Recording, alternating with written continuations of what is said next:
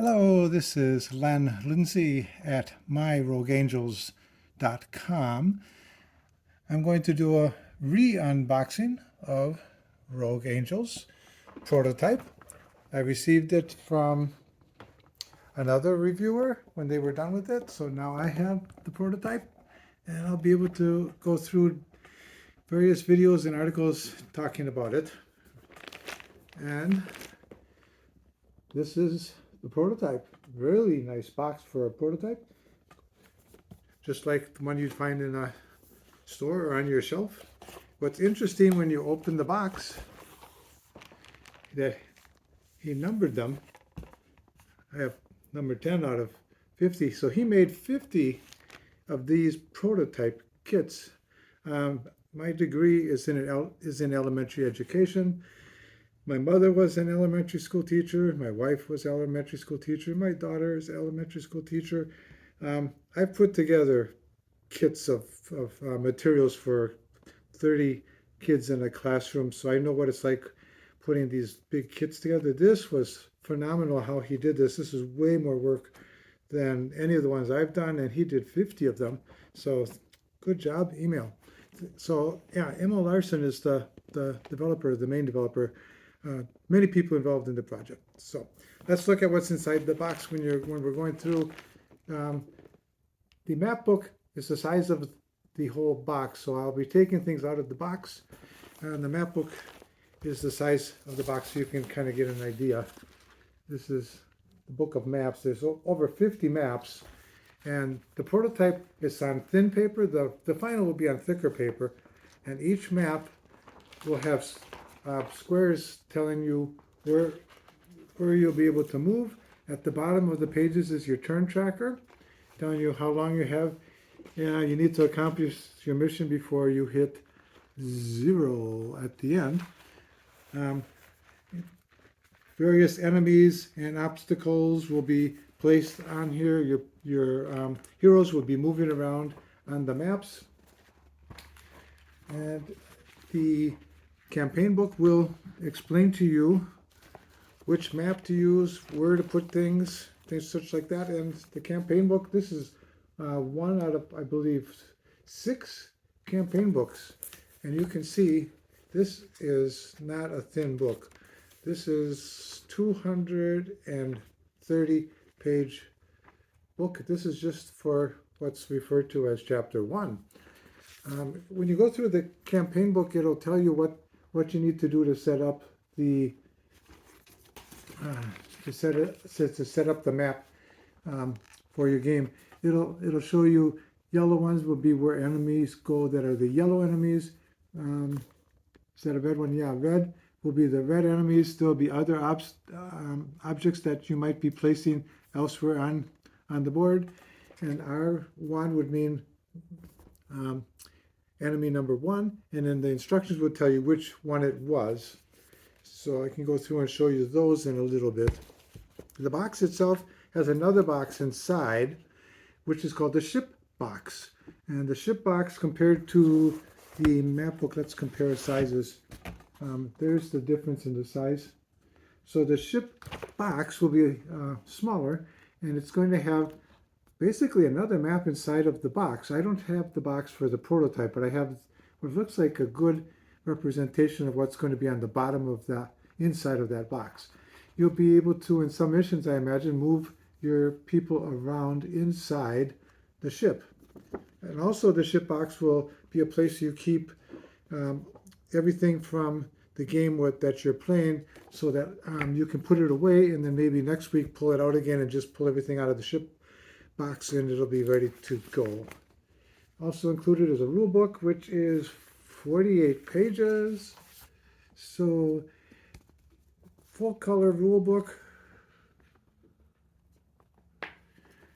Many of the things in the rule book are explaining how different things work in the game.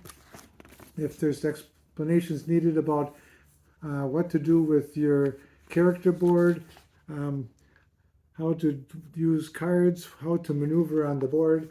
Everything is explained in words and in diagrams, pictures, and they're all full color with arrows showing how things would move. Also included in the box will be 16 dossiers of heroes, characters that you'll be able to choose. The prototype that I received had 4, and each one will come in a sealed envelope. My envelopes have been opened because someone played the game before me. So I've got Talia, I've got Vera, I've got Korax, and I've got Lelia. Inside each envelope, I took out Lelia's so that I would remember to show you what's inside. Inside of it, you're going to have 5 special unique cards that are specific to that character. So 16 different characters would have 16 different sets of 5 cards, plus each of them will have 2 main cards for your main actions that they all will have, which are a basic moving and a basic interacting with things on the board. So you'll have the cards for that. Also inside the envelope, you're going to have the character sheet, which I call a character board, so I can remember it. And it starts on the introductory side, which is this one. The blue marks your shields. As your shields go down, you move your marker down. The yellow is your focus. As you move down the focus, you have less focus. Focus basically is re-rolling a die, but it can be used for other things for some characters. Later on, you'll be able to flip this over, and now you'll also, in addition to that, you're going to have a personality diagram with 4 different personalities. As you play, you'll color in the white bars, and your characters will get more and more of a specific personality trait. And each character starts a little bit differently. Not each one, but they do have differences. And as you play the game, you will make differences in that. Also included inside the envelope, you're going to have a relationship card. As you go through the game, it's going to tell you you've just increased your relationship with these different people, and you'd color in bars to show how much relationship increase you've had. Or maybe they're getting to where they are not really thrilled with you anymore, and you will color in those. Another thing that will come inside that dossier envelope are stickers. You will peel these stickers off, and they will go on your card, and those will show you different abilities that you've improved as you've played the game, so that you've now an improved character in that regards. You also have 12 pages in there of story background. Mine has 1 plus 2. Mine has 2 pages, so there'll be 12 pages altogether. Story about your character. So if you're interested in character development, this game will have plenty of character development. And the other thing you're going to have is a little standee or a miniature in the final, but I have a standee of your character, and that's what you'd use to move around the game board on the map. Let's see what else is inside the box. Inside the box are other standees. The person before me puts a bunch of them together because in the prototype came with strips of thick paper, and you fold the paper over, and then you'll be able to have a front and a back, which is an excellent way to do it. And then once you folded it over, you place it in a stand, and it can move around on your game board. And I'll show you, I have a couple here. So this first one says that it's a, what is it? Patrol droid.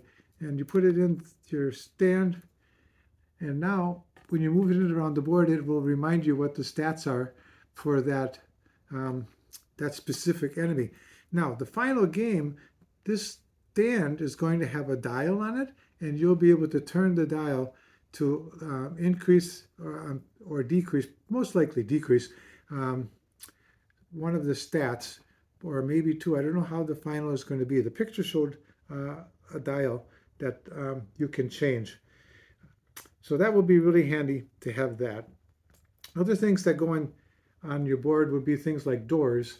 And when you get the final game, you're going to have a bunch of doors and other objects that consoles, computers, whatever, that go around on the board. Um, Included will be a deck of danger cards. I got the prototype. There's quite a good supply of them. I'm sure the final is going to have much more than this, and this is going to have things like here. This one, if you draw this one, it's a head trauma. When you get a card, you have to play it on your cooldown track. Your cooldown track is on your character board, where cards slide over after your turn's done and you rest. The cards slide over.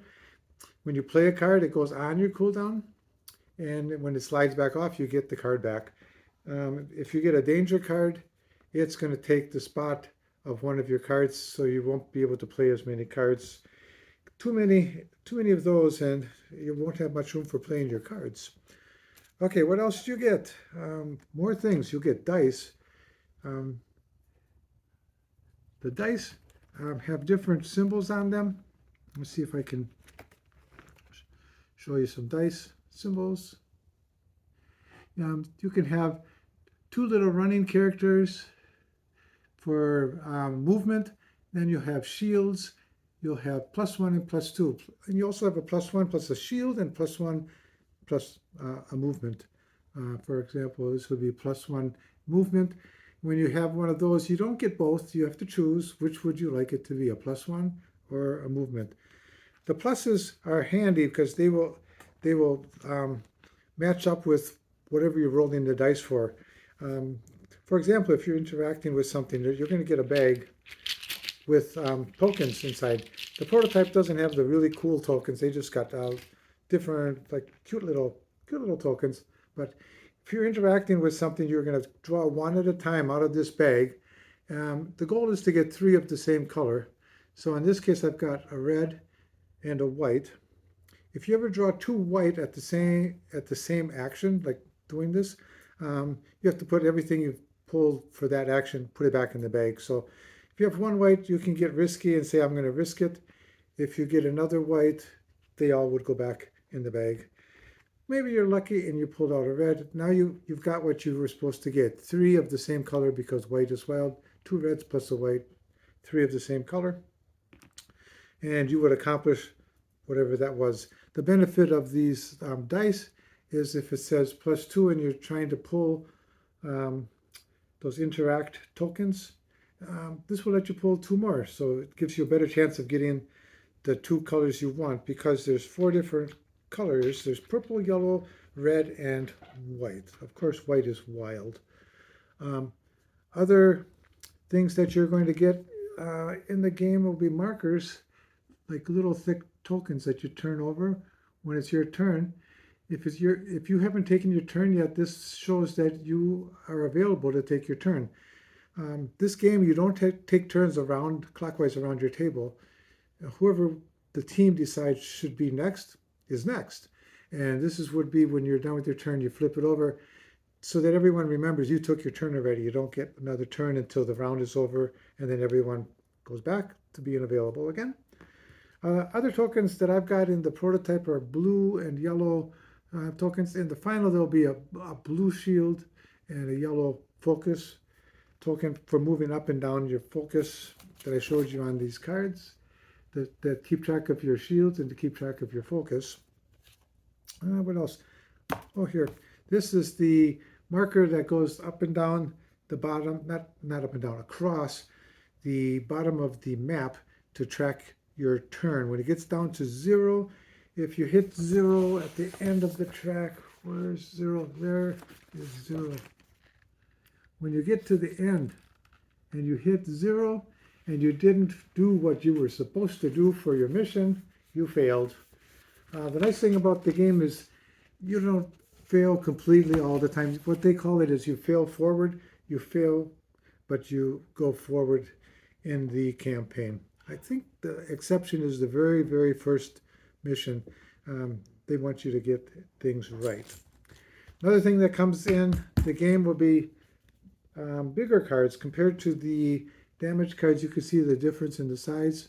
These are bigger and therefore enemy behavior. There'll be yellow and red sides. In the game, there'll be yellow enemies and red enemies, and there'll also be orange. Um, the interesting thing is in the game, when your turn's done, the enemy gets a turn, but if it's a yellow enemy that's moving, the red won't move with that same turn. The next player that goes, the card will flip, and then it'll be the red player's turn, and it will alternate. You can kind of know what's going to be happening on your map because every other turn red will move, every other turn yellow will move. Orange, I believe, will move every turn, so be ready for the orange to show up. Did I cover? Oh, tiles that go on the map. These come in the box too. They're going to be little tiles that go on your map that might signify a console, a desk, various things like that. Of course, some of the nicer ones are going to be standees like the door, so you won't have to worry about that. Then you're going to get some special cards. You're going to get companion cards that you'll get going through as you're playing through the campaign. You might get pets. You might get companions that are going to actually join your crew. There's various companions that are going to be story related. You'll gain those. Other things you're going to get will be ship upgrade cards. That's a ship upgrade pack number 1. That's the story cards. A Templar pack 1. When it says shared, that means it's a shared card. When you start your mission, you decide which character is going to take that card. Here's an agent pack shared. Weapons pack number 1 shared. Tech pack shared 1. What's the difference? Didn't I do a tech pack? Agent pack, Templar. All right, a Templar pack and a tech pack. Okay, those are them. And I've got some other little chips. These, I imagine, are taking the place of the personality tokens. Remember the personality chart? Each one of these 4 different areas will have its own token. And that will be how you begin a mission by gaining tokens based on how many these white bars have been colored in. Like here, 1 bar is colored in, you get 1 token. I think that covers what's inside the prototype box. The final will, of course, have more. And the prototype, obviously, is a prototype. It's going to let you see what the game is like. But the final will have everything in tip-top shape. This has been Len Lindsay with a prototype of Rogue Angels. You can visit my website, which is myrogueangels.com. Thank you.